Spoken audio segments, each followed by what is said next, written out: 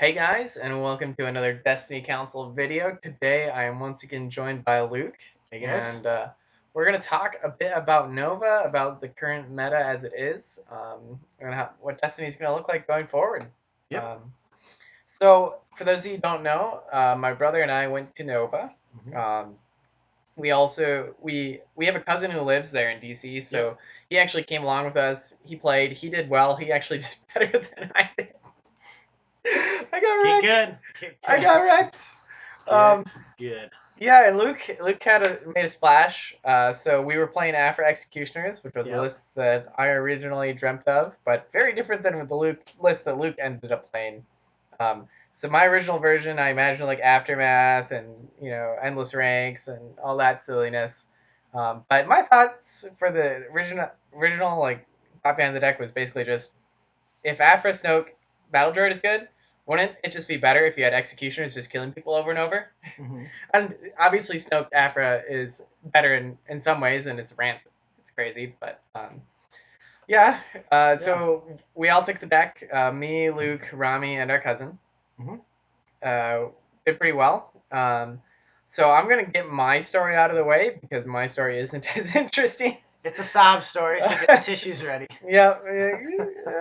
So, for those who don't know, the odds of you drawing one of 4 cards, if you do a full mulligan, is roughly 80%. It's something like 78% of the time you will start with one of those 4 cards in your hand if you full mulligan. And Afra's actually better at this because she can draw into cards that will tutor you, and you haven't even. I would just say it's safe to say 80%. In any case, if you also then take that and then include the next round, the odds of you having drawn one of 4 cards and the first 11 to 12 cards, we'll say, because you tutored a couple times with like Crash Landing and Dangerous Maneuver, your odds of having one of BT1 or 000 is roughly 92%. So 1 out of every 10 games you'll miss it, and you'll miss one of them in the first 2 rounds. And let's just say in 4 games out of 8 in the Swiss, I did not draw BT1 or 000 in my first hand.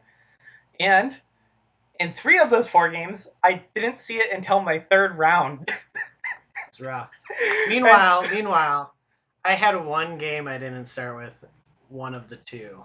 In that game, I started with Reprogram and a Hailfire Droid, so... That's kind of what you expect, though. But actually, that was the game I lost. It was the game I didn't draw one of them, so... Yeah, the deck, I mean, it's probably the biggest weakness of Afra right now. There are only a few good droids. I never drew any of them. Really good. And it wasn't even just that I missed my droids. It was that like one of the games, 2 of the games where I missed my droids, my opponent started out with holocrons, and one of them was a holocron into Force Wave round 1. Another one of the games, my opponent dropped, it was the Afra Battle Droid, Snoke, and they dropped BT1, Chance Cube, and then played a freaking planetary bombardment round 1. While I'm just sitting there with no droids in hand, and I had a fair trade, and I rolled 0 resource sides. So yeah, let's just say I don't think I played the best I could have. I think that I had some misplays in there, but I also feel like I got a little tilted after not getting any of those droids because I crushed every game where I started with the droid. Like my 4 wins were like, there were a few points in the middle of the game where you kind of feel like it's close, but then you just kill them, and then all of a sudden Executioners are going in, and you're just like, oh, this was easy. But why don't we just move off from that? We'll briefly mention Carl, our cousin, who hasn't played much at all recently, still managed to pull out a 5 and 3. Yeah, he hadn't played in like 4 or 5 months. We built the deck for him the night before when we got in, and he went 5 and 3 and missed the cut on tiebreaker. So I'd say that's a pretty successful tournament right there. Yeah, it shows you a little bit that the deck, or it shows you how good the deck is, that you can just pick it up and go 5 and 3. And I went 7 and 1. Well, first let's talk about Rami. Yep. Rami went 5 and 3 as well, but he had a crazy strength of schedule, so he made it. Top 5 and 3 from day 2, so he made the cut. And his round of 32, we played against Tacos, and we won't talk too much about the matchup because it was kind of frustrating. Some events that happened, you know how it is. There's not enough judges to watch everything, and we felt like there were a few calls that were made wrong, but there's nothing you can really do. Yeah, he lost both of his losses, and he lost the first 2. He was within a few damage of like taking the game away and winning, but it was not meant to be. Yep. And meanwhile, I got stuck with 3-wide mill. Lost the roll off somehow, which meant I only got to play the second game on Docking Bay, which I won. Docking Bay was a specific tech for the mill deck, and an important one. Mill was one of the matchups I felt was not in my favor, unless I was on Docking Bay. I actually think it might be in Afro Executioner's favor on Docking Bay, just because it's so easy to pull back. Direct damage. Pull back your engine cards if they get discarded early. It means you can keep them all in your mulligan because you know you'll be able to pull some back. And yeah, it just runs much smoother. I almost won the third game, but not quite. It's one of those, and if I had to compare this deck to the Snoke After Battle Droid, I actually think they have similar matchups across the board. I would maybe say the Snoke version is better right now just because it's better in the mill. That's primarily because Snoke's power action is better than the Executioner's ability into mill. The problem is it's so hard to get the first kill into mill. So with any Afro deck, you're gonna start to pile up damage with all the indirect effects.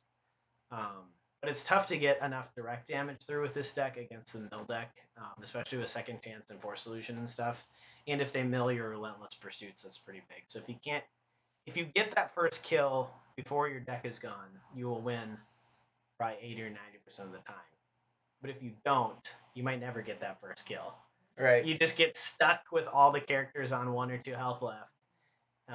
Or you finally get that kill, and now you don't have rerolls for those executioner procs, and it gets a lot dicier. So that's what happened to me in the last game. I had a chance to win, but my executioners rolled blanks when I got the kill, and that was that. Yeah, it's pretty rough. Yeah. It's interesting. Like I'd like to say that like while it is worse in the mill, it does feel really strong into many of the villain 3-wide vehicles. Just because getting the extra executioner dice twice in a game is potentially it. I mean, it makes their dice look as if they have like 3 or 4 sides on them for 8 cost, which is pretty crazy. Obviously, you have to be able to get to the resolvable sides on them, but between emulates and Afro Draw Engine to keep cards in your hand, it's pretty good. Right. So we do think there are some things that would make you want to play it over the Snoke version. I actually think it might be favored in the matchup itself. I won 2 games of it. They were both close. I don't think it's largely in either deck's favor, but that battle droid having 6 health and there for an easy turn 2 kill can be huge. I have had games in practice where I just smoked the deck because I had just gross turn 2s. Right.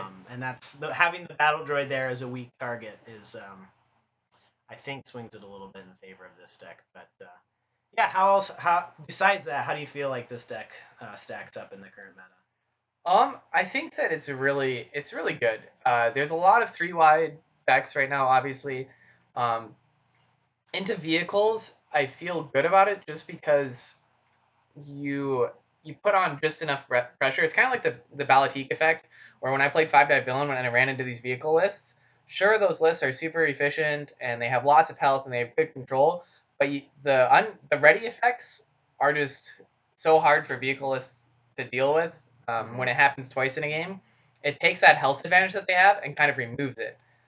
So now you're like, I don't know. I just feel like you have more aggression and more pressure that you're putting on them. But that being said, you do have to put the pressure on, and that's where I think that maybe the weakness of the deck is that if you have bad starts, you're kind of relying on getting that early kill to get ahead. So it could be weaker in that sense. That's where like the Snoke Afro list will beat our list when we don't put enough pressure on, and the Snoke Afro is going to outramp us. Right.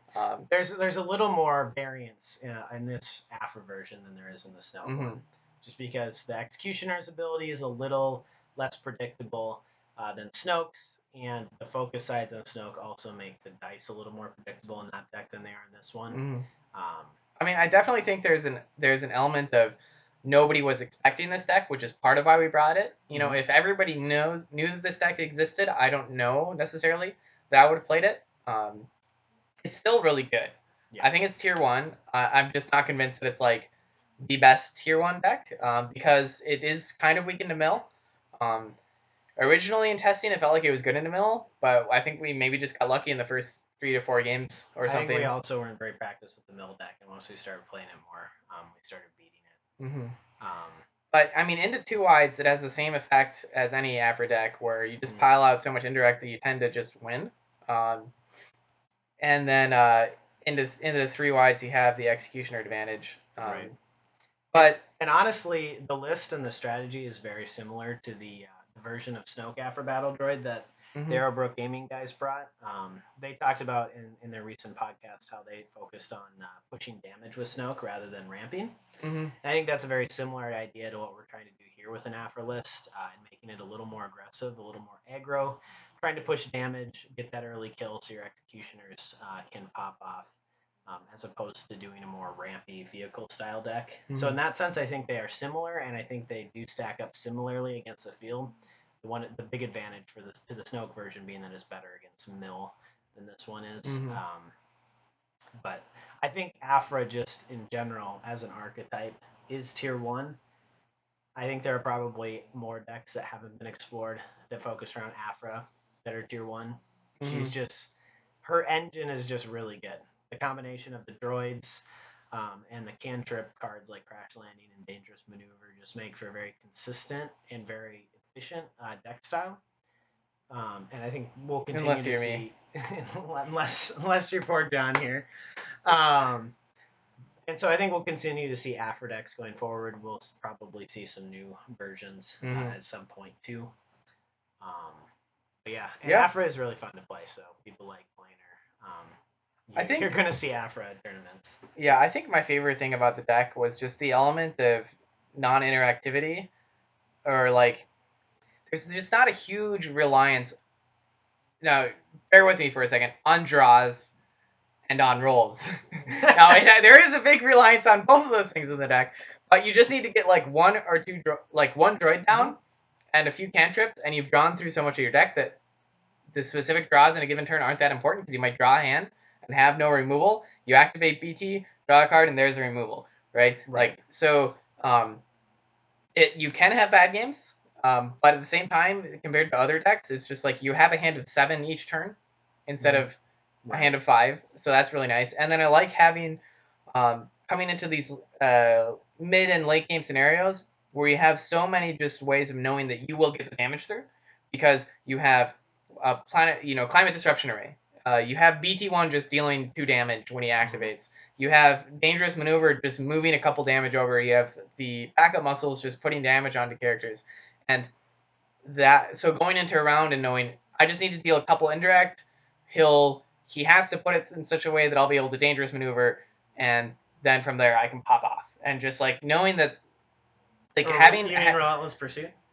Oh yeah, Relentless Pursuit. I'm crazy. Being able to just know that I just need a couple more damage. He's gonna have to put somebody into Relentless Pursuit range. I'm just gonna Relentless Pursuit, and the round's gonna be won for me essentially. And like that feeling is really nice to not have to, compared to like what I don't like about some of the Snoke decks is you're like rolling out your Snokeable dice and you're like, please don't remove it, please don't remove it, please don't remove it. And if they remove it, you're like, this sucks. Whereas in this deck, I didn't get that feeling at all. If people remove that dice, I'm just like, it's whatever. The long-term game plan, spending money on removal against executioners isn't going to be efficient because I'll just stack up damage.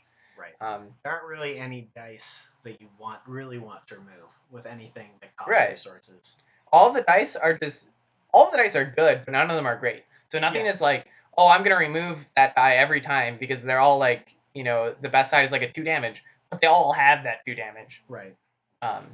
Also, BT, when BT activates and does 2 and then rolls the 3 for 1, so good. It's the dream. Yeah, and it's also the other thing I liked is that unlike some other ramp decks, like this isn't a ramp deck. Unlike other decks, where you're trying to ramp up into this game plan, in this deck you really only need to spend 2 resources to be fully ramped. Right? You spend 1 resource on BT1, and then you spend 1 resource on 000, and you are good enough to like win the game off that. You'll spend money on other things like backup muscle and stuff like that, and that's where a card like First Strike comes in, where because we only need to spend 2 resources to have a complete board state, you can just afford to put in a card that may be cost inefficient, but against certain cards in the meta, this was crazy, namely Planetary Bombardment and ATSD. Yep. But even just against other decks, paying 2 to deal 3 and kill a character, and then you roll out your 2 Executioners on round 3 is perfectly fine because you don't need to drop any more supports. You have your 000, you have your BT1, Right. and you're good to go.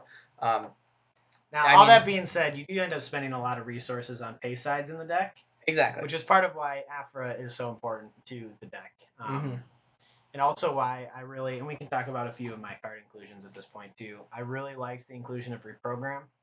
It was a late switch from Tech Team, but I feel like Reprogram I think is just better than Tech Team in the deck. The reason for that is it's a lot better when you draw it. So Tech Team is better turn one, or well, Tech Team will give you more value over the course of the game if you draw it on turn one. However, Reprogram is still better on turn one. It's better on that turn because you're actually saving a resource that turn, which allows you to resolve multiple pay sides, to resolve a pay test side, and play a backup muscle. So if I got a reprogram turn one, it helped me to push damage a little quicker than I normally would be because I can resolve those pay sides, because I can pay for something else like a backup muscle. And additionally, a reprogram drawn later in the game is much, much better than a tech team drawn later in the game because it is actually giving you value when you play it. So if you draw in the, say, turn 3 or 4, you draw a Hailfire tank and have 2 or 3 resources, normally you might not want to play that Hailfire, but if you have a reprogram, you can still play it, as opposed to a tech team, which is not going to give you any value at that point outside of a reroll. So I really liked reprogram. It felt really good throughout the course of the day. Modified Hawk was another late change for me. I took out one of the climate disruptions to put this in. I felt like it fulfilled a similar role because they're both doing 2 damage to you when they activate. The reason I switched to the Hawk is because of the potential for more direct damage. I feel like getting the direct damage is important with the Executioners. It's more important in this deck than it is in the Snoke Battle Droid deck because of the Executioners, because you want to proc them as early as possible, so the potential to get a 2 or 3 range side is better than just doing another couple indirect. I also felt that even if the stab was removed every time I rolled it in, it meant my Executioner dice weren't being removed, and so in that sense, it ended up doing about the same amount of damage as a Climate Disruption Array. Now you don't get the automatic activate kill play like you do with the Climate Disruption, but the Hawk does do an indirect if you have 000s on the field. I only ended up playing it in the mill matchups, but that was typically the only matchups I played the Climate Disruption Arrays. Anyways, I played them in the 3 of my matchups. I'll give you hints which ones those were. Ones you I got no droids in the first 2 rounds. No droids. I was like, I need to draw cards. Yes. So I do feel like Climate Disruption is a little worse in this version than the Snoke version. I may be wrong, but I didn't often feel like I could spend the resources on it like it was quite good enough, just because I needed those resources for pay sides and it did cost a full 2. The other benefit of the Hawk is it does trigger the Hailfire droids if you have them in play. So I liked it. I'd probably keep it at 1-1 going forward. The Slave 1 is one thing first. I think for me, Climate Disruption Arrays, I think I value a little bit more than you. Just in the 2 character matchups, some of them can ramp into really scary board states. Like a Luke Ray, if they get to their double Shotos, it becomes really scary. So I kind of like just throwing the card down and being like, timer on this game. I will kill you this game as fast as possible. You won't have time to set up. It is dealing 2 damage to yourself, but you can typically put it on characters they aren't focusing, and then you really just need to get that 1 kill on their character they're loading up the sabers on, and game's over. A deck like Kylo Snoke that threatens a rise again in round 3 or 4. You want to kill them before that can happen. So I will say I kind of value it in those matchups, but it kind of needs to come in addition to the droids, not in place of the droids. Yeah, I think the biggest. I just never wanted to pay for it. That was the thing. If I had 2 resources, never dropping a Climate Disruption Array because I want the money for pay sides. Whereas the droids cost 1 if you're playing them, so that you can still pay for a pay side. If I had 3 resources, that's when I'd potentially drop a Climate Disruption Array. But yeah, it makes it needing to resolve pay sides makes it a little worse in the deck than it is in some others. That's another reason why Slave 1 ended up being not as good as I thought it would be. It's good every time it hits the table. It just doesn't hit the table that much. I don't think I ever played it. For a while, I was playing on Weapons Factory, and it hit the table a lot more when I was playing on Weapons Factory. I think it was a holdover from that. I'd probably take it out if I was gonna make modifications to the deck. But yeah, it's just one of those things where I just don't feel like it's needed. It's good, right? But you don't really need to ramp out that dice. It's not like a ramp deck. It's one of the weird things about it. You normally associate 3 wide decks right now with like ramping, but this is more of a we're going to get a little bit of a board state going, and then we're going to kill you, and we're going to snowball that out of control, and then you won't be able to deal with the continuous indirect after that point. Right. And it is, I will say, it is super fun when you get the snowball effect, and you end up killing 2 or 3 characters on one turn because your executioners keep rolling 2s. I mean, this is one of those things where it's part of the reason why we started testing the deck, or you started playing a lot of the deck, is just because this deck really does crush, right? Like when you win the game, you slaughter your opponent. There's pull it out against the deck like Yoda Cassian, and round 2 you kill kill Yoda and deal like 4 more to Cassian, and he's at like 8 damage.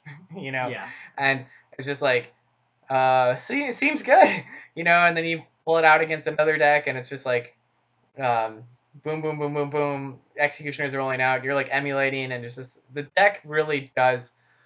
I think that it's if you get the perfect start with the deck, I think it's on par with anything out there, just because.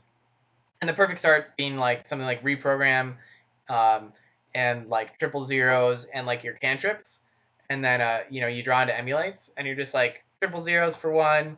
You're like crash landing, deal an indirect to you. Dangerous maneuver, deal another indirect to you. Crash landing, another die, deal an indirect to you. And then by now you've drawn 2 emulates, and you're like rolling out. You're like emulate to 2, emulate to 2, and it's just a slaughter. Emulates, I will say, are also the best to have. Those cards are great when you're going to trigger executioners. When you're going to get multiple rolls a turn with them, it's really nice to be able to autofocus one of those. They're also kind of nice as just like the only gray cards in the deck. Well, I have modified HWK, so I got 3. With Kylo's running around, but doesn't matter. I had lots of gray cards in my hand against a Kylo deck. And they still got you. Yep, every time. Yeah. Okay. All right, well, we want to move forward to talking about the meta a little bit. So I guess I'll start. I see right now basically 4 or 5 archetypes that we're seeing at the top of the meta. The first is the Snoke vehicle list. So we see there's a number of different character combinations, but vehicle decks centered around Snoke basically follow one strategy. I'm going to get lots of money. I'm going to play expensive cards that you've never seen before because I can make so much money, and then I'm going to kill you. So you see versions with the Planetary Bombardment and ATST, and you see the Natural Pilot and cheaper vehicles. But they follow the same basic path, which is Snoke makes me a lot of money, and I'm going to use it to build a oppressive board state. So that's one. The second one is Afra. And so the Afra Executioners is one we've seen, the Snoke Afra Battle Droid. Even though Snoke is in it, I really consider it more of an Afra deck than a Snoke deck. It uses the Afra engine as the core of the deck, and then Snoke is more or less supporting it in that version. I think we'll see more Afra decks pop up as time goes on.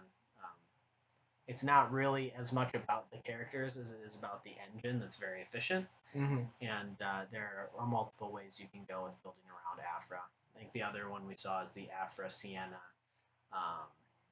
Afra Sienna Snoke. Yeah.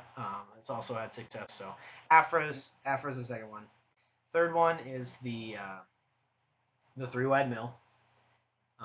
Obviously, it won Gen Con. It's been around since then. I think we've seen the meta respond with decks that are good against mill.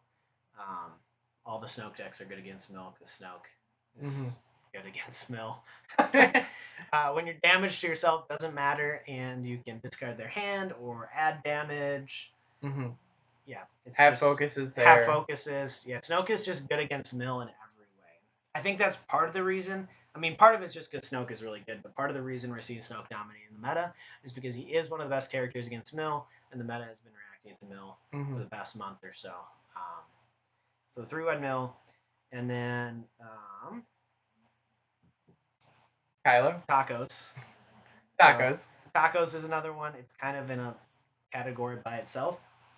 It does what it does. It does it well. I don't think it'll ever be the best deck in the meta, but I think it will be there always because it doesn't have a lot of weaknesses.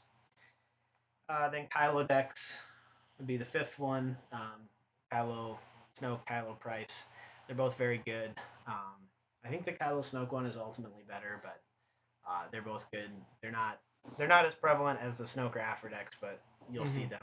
Yeah, I just think the Kylo Snoke version just has more broken starts because it can run Chance Cube and Holocron efficiently, which just allows for some free wins when you Holocron in 2 Force Powers on round 1, or you Chance Cube into 5 resources round 1. Snoke just makes it easy for you to rise again too, which is huge. With all these 3-wide decks that are tanky, being able to rise again Kylo puts you a little more on par with the health pool of your opponent. So it's definitely kind of Kylo's answer to the indirect engines of the vehicles right now. It's just rise again, and that card is so good. The card is nuts. And then I guess the last category I would consider tier 1, I think it's a little underplayed right now, but that's the blue-yellow hyperspace jump decks. So Obi Maz and Yoda Cassian aggro. I think Yoda Cassian aggro is really underplayed right now. I think that deck is really, really good. I mean, every time I pull it out in testing, I like wrecked. It was one of the decks we were considering very highly for Nova.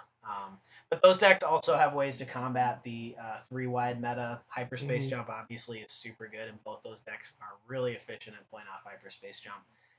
Yoda Cassian, I think, also has a lot of ways to adapt to the meta just because you start with 3 resources and have Yoda. So they can throw in Force Throws, they can throw in Force Waves. You can throw in a couple of those and still run the Ambush Sweep for the Quick Draw All-In. Yeah, I definitely... I was really heavily considering it. It was probably the deck that was testing the best for me. But to be honest, I was scared a bit of like the Snoke Zine or really any other deck that has hand control in abundance. Just because running with a list with 20 health is just scary if they, probe your hyperspace jump and instead of crushing that game, you now lose. Or, they filp your only control for that round and you're just like, well, I have 10 health on my Cassian and looks like he's dead. And that's something I didn't want to have going into the tournament, and that's part of why I went with the Afro Executioners is I just felt like nothing was too important in the deck. Like if my opponents could do what they wanted, I just needed to drop a few droids, and I felt pretty secure. Whereas like the deck like Yoda Cassian, it's super broken. Like there were games where I played against you, and it would just be like hyperspace jump round 1, hyperspace jump round 2 after a kill, hyperspace round. If you've never been hyperspace jumped on turn 1, that is the worst feeling. Where you drop a droid, you roll out a character, and then they hyperspace jump, and you're like, well. Yeah, I found like at some point like a month ago, I drew a hyperspace jump round 1 as my only like defensive card, and I was like, well, I'll just hyperspace jump round 1. Why not? So drop a 2-drop, roll out Yoda, go special resource, focus to die, resolve some range damage, and then just hyperspace jump. And I was playing against a vehicle list or whatever, and I was like, yeah, that's a pretty good round. And then the next round, I killed one of the key. It was like a rose or something, like instantly. And the game was just won. I think that like the hyperspace jump round 1 into some of the more slow, ponderous decks that are like, I'm going to set up everything, is really valuable because they don't get any damage done until the end of the round. So you kind of like get this like jump start to the game where sure they're going to the next round with a ton of resources, but they still only have 5 cards in their hand, and you're gonna remove one of their characters from the board before they can effectively use them in any turn. Yeah. It's just like it's nasty, and that deck, the Yoda Cassian can hyperspace jump turn 1 and play a gun. Yep, because it starts with 3 resources, so you just need to take a couple resources and you're good. Yeah. Which Yoda tends to be easy because people around 1 don't want to play cards like Best Defense because they want to ramp. So they're gonna like doubt your dice. There's not a lot of 0 cost removal that hits Yoda's dice. So people don't want to remove them. You're gonna be able to ramp. It's also the deck that we found crushed mill the hardest, 3-wide mill, because you actually just outmilled them. You basically you'd try to kill one character and you'd claim for their battlefield the whole game and you'd outmill them because you Cassian mill all the time and stuff like that, and it was kind of funny. Yeah, and once Yoda's dead, they can't mill fast enough. Or if they keep Yoda alive with a Force illusion, you just Force illusion. Right, because that's their only option. If they're like, what are they going to do against quick draw all in? I had one game where I guess you could lose potentially if you had a really bad draw. Yeah. But it's very favorable. You can also hyperspace jump is good in that matchup because you can mill them fast. You can mill like 4 cards and then a hyperspace jump, and they'll have milled like 2 cards. Yeah.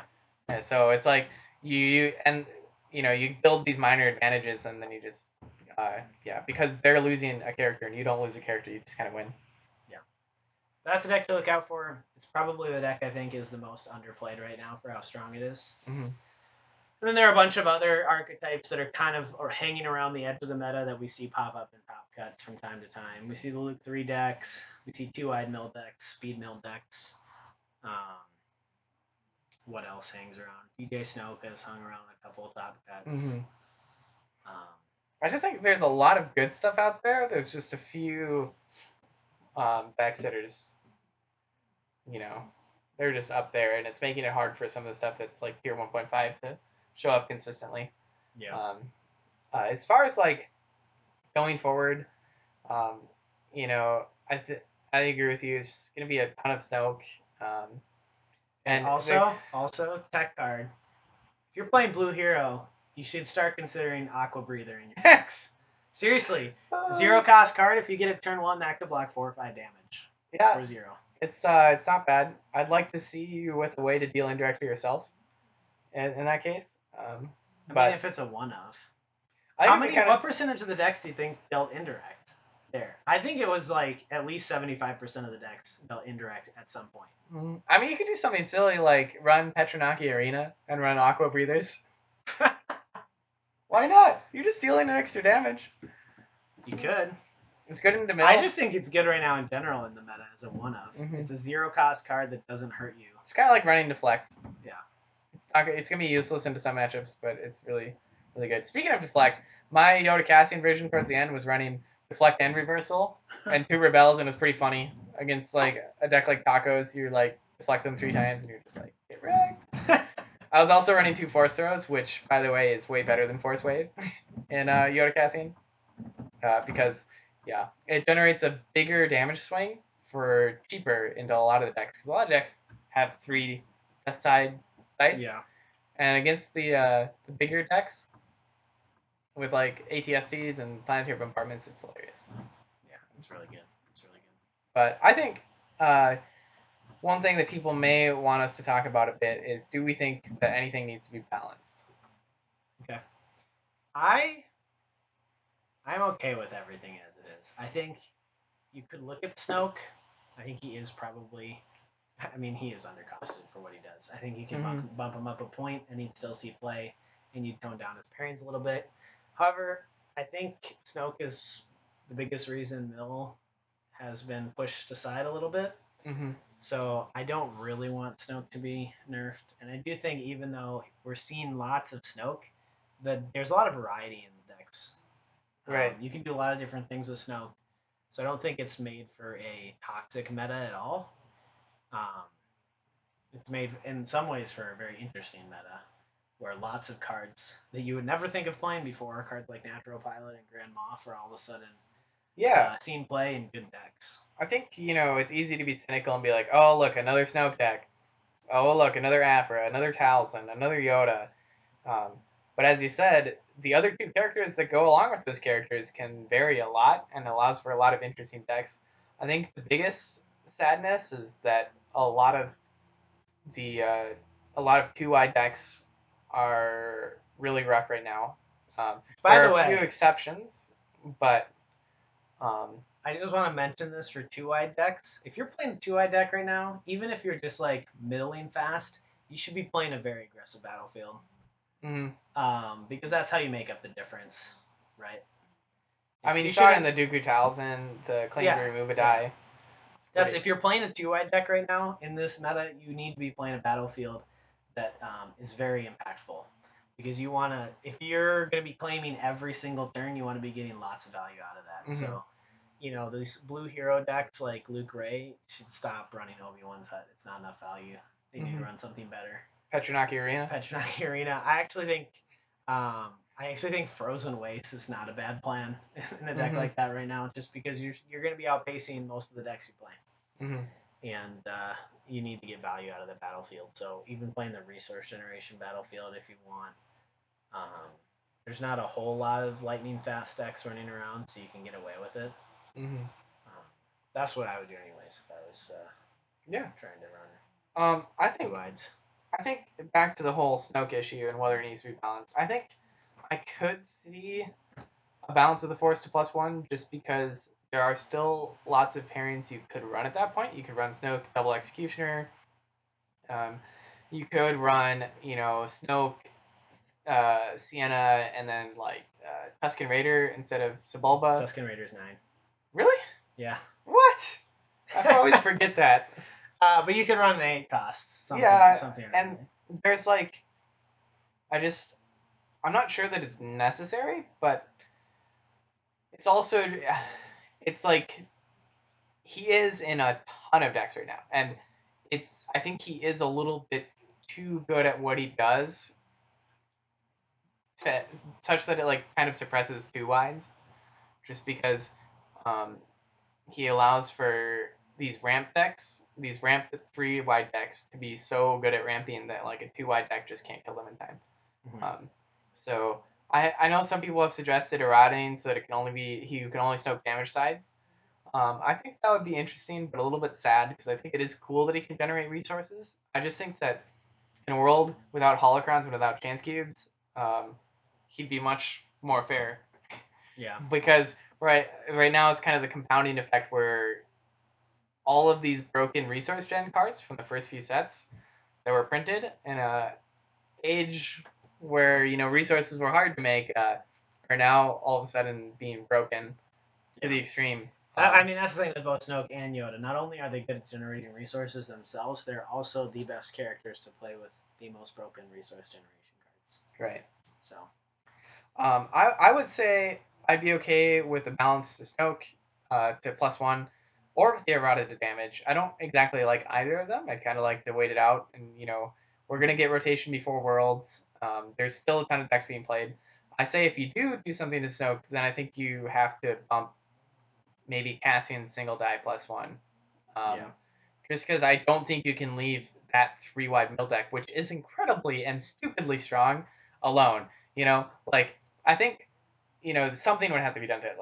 Ban the stupid 1 cost mill 3 cards. Clandestine operation. I think that's when we started losing to the mill deck in our testing. Is when we started playing clandestine, right?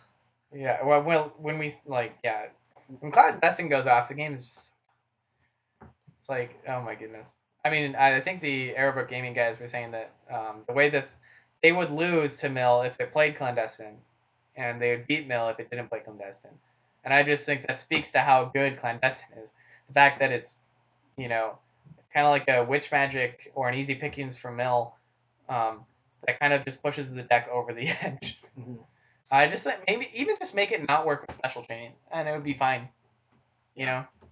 It's that interaction together that makes it so good. But yeah, that deck is irritating. I was not very happy to be paired against that deck in the top cut. That was one of the 2 matchups where I felt fine playing against it in Swiss. I felt like I could beat it, but I felt it would be a difficult win in the best 2 out of 3, and that was the case. Yep. We just need to roll better. I do. Yeah, I don't know. We've kind of been rambling for a while, but yeah. If you guys have any questions for us, let us know. It could be an interesting time for Destiny because we're in another lull where there's regionals haven't quite started up again. There are nationals going on all over the place, but at least in the United States, there's not much left here. But So excited for the next set. I'm gonna be exploring some weird stuff. I'm excited for the Infernal Squad droid for the executioners. After playing that for free, 0 cost double focus die with 1 melee and 1 resource to boot. Seems good. It's a lot better than what's his name, BB9E. Yeah, no kidding. You could also, I mean, it'd be so good just because you could like focus the executioner dice, resolve them, and then roll them out again. And you can use it to pick out people's rise agains and hyperspaces and stuff like that. Also, Afra with is Aiden Versio, or whoever the person is from Battlefront. Be kind of an amusing deck. I could see it, maybe. Maybe. You get a player droids. Might not be enough health for Afra deck, but. Aiden has 12 freaking health. She is stats-wise nuts. Yeah, she's a very mathy character. Which, this brings me into another rambling topic, but I think that one thing we've consistently seen in the game is that what breaks characters isn't necessarily their dice, but more often than not their abilities that are printed on them. So like Snoke and Afra, it's their abilities that are making them nuts right now. The part of the 3-wide mill is having Cassian's innate ability with his dice, or having Anakin's ability to flip dice. I think that they're kind of an exception, but then we look at characters like Luke 3, Luke 3, who's like totally busted stats wise, and he's just like not seeing play right now, because I think that you can easily give a character a little bit more health and a little bit better die than he should have, and it won't break the game. But you give a character a broken ability, and it just breaks the game right away. So, yep. Oh man, I do think the best Luke 3 deck has yet to be seen. I don't think Luke Ray is the best one. Man, you gotta run Fearless and Luke Ray, and then it's the best one. Well, I just haven't built it yet. Yeah. I was trying to come up with a joke there, but it's just. You weren't fearless enough? No, I'm too tired for that. For those of you who don't know, Fearless is an ability, so you can actually play it on Luke. Roll out, gain a shield, draw a card, move it to Ray, roll out, gain a shield, ping, draw a card. It's a pretty nice start. It's cute. Mm-hmm. Then you just override it with like Ray's Saber. Neat. It's good. Drawing 2 is so good. Drawing 2 is really good. Gaining 2 shields and triggering the Ray ping, it's good. It's good. Trust me. Prove it. Yeah, I will. Believe me. All right, look forward to it. Yep, so that's our ramblings. Nova was fun. Luke did awesome. Unfortunate pairing. The meta going forward is pretty much what we've seen at Nationals. Snoke might be a bit of a problem, but I think we both have faith that the next set will spice things up. Yeah. And I'm not too worried. Yeah. Like I said, Snoke, even though he's super prevalent, his decks aren't they aren't super bad negative play experiences. Right. They're kind of, there's a lot of variety in the Snoke decks. They do a lot of interesting things. They're really good, so they're hard to play against, but I don't mind the Snoke decks. I don't know. Also, Fair Trade. It's a good card. I'm telling you, John, you should have done Reprogram. I think I should have done both. As good as Fair Trade is, Fair Trade crushed. It's just for me. dicey. It crushed in one game, and then another game it failed you. Yeah, that's just because my dice suck. That's the problem. I'm a big believer in Fair Trade right now. But I think it is good right now. Yeah. I just don't think it's consistent enough in that deck. But I think it's fine, especially with emulates. I did that once. I just rolled out, emulated, Fair Traded. It's kind of funny. But we've rambled so much. You can tell that we're probably a little bit too tired to be doing this. Yep. See you guys. Bye. It was fun.